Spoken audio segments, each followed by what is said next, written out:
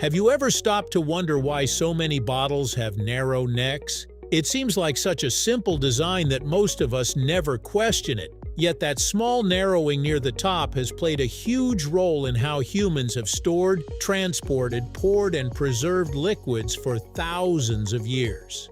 Even more interesting is the fact that not every bottle has a neck at all. Some containers have wide openings, while others are almost completely cylindrical from top to bottom.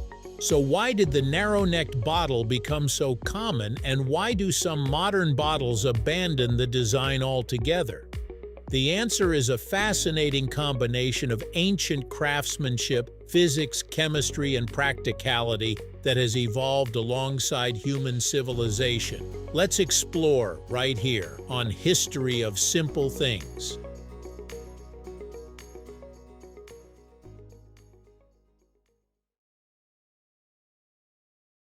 The history of bottlenecks stretches back more than 5,000 years. Long before glass bottles became common, ancient civilizations such as those in Mesopotamia and Egypt stored liquids in clay jars, gourds, and carved stone containers. These early vessels often featured narrow openings because they naturally reduced spills and slowed the evaporation of valuable contents like oils, perfumes, medicines, and wine. As glass-making techniques improved around the first millennium BCE, artisans discovered they could shape molten glass into bottles with long, narrow necks much more easily than creating wide, perfectly even openings. During the Roman Empire, glass bottles became increasingly popular for transporting wine and olive oil, and the narrow neck proved especially useful for sealing containers with cork, wax, or cloth. Over centuries, this design spread throughout Europe, Asia, and eventually the rest of the world because it simply worked remarkably well.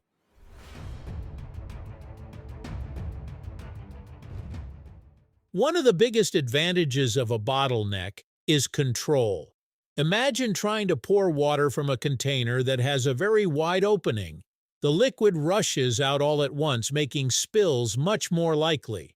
A narrow neck restricts the flow, allowing the liquid to pour in a smoother and more predictable stream. This is especially important for expensive or hazardous liquids, where wasting even a small amount could be costly or dangerous.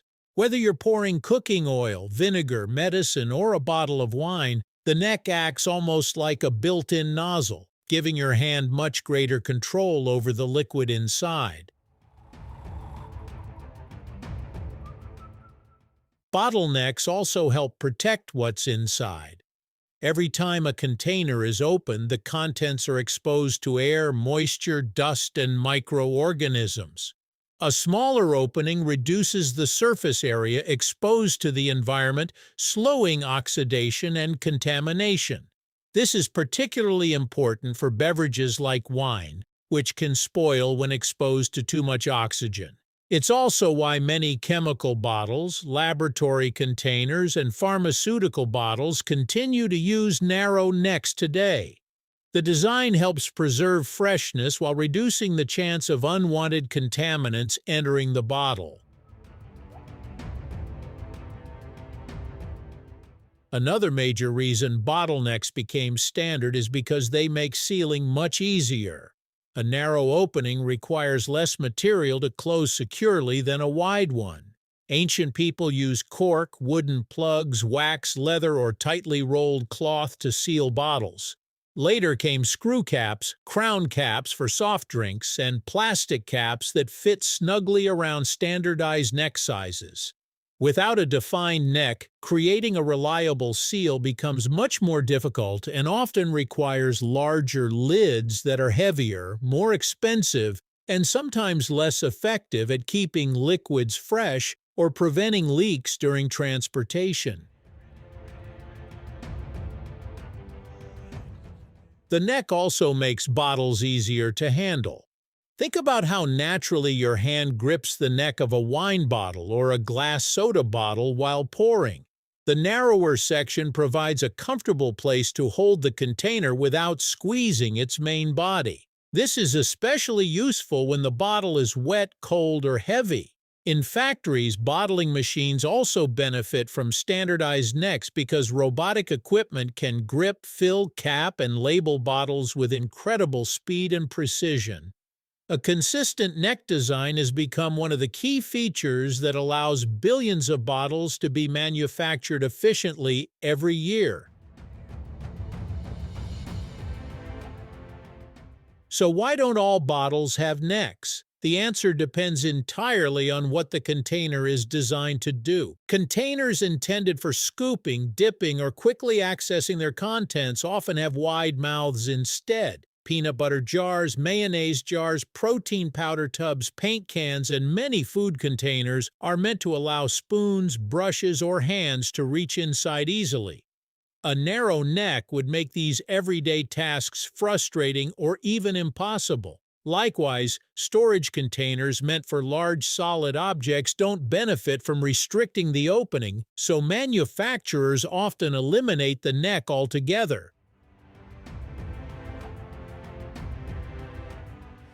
Some modern bottles also skip the traditional neck because advances in packaging materials have changed the rules. Plastic is much easier to mold into almost any shape than glass, allowing designers greater freedom to optimize containers for stacking, shipping, or squeezing. Shampoo bottles, detergent containers, sports drink bottles, and reusable water bottles may feature only a very short neck or none at all, depending on how they are meant to be used.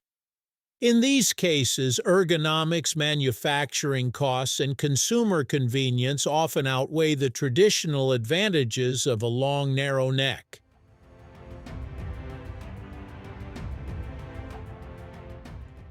The next time you pick up a bottle, take a closer look at its shape. That simple neck isn't just a decorative feature. It's the result of thousands of years of practical engineering and human ingenuity. And when you come across a bottle without one, you'll know that's no accident either. Every curve, opening, and contour has been carefully designed for a specific purpose. It's a reminder that even the simplest everyday objects often carry a surprisingly rich history, shaped by generations of problem-solving that continue to influence the way we live today. Thank you for watching. If you have suggestions for our next video, feel free to share them in the comments below. We'll be sure to give you an acknowledgement for your contribution. Thank you for joining us on this journey through the history of simple things. Don't forget to like, subscribe, and stay tuned for more stories woven through the smallest details.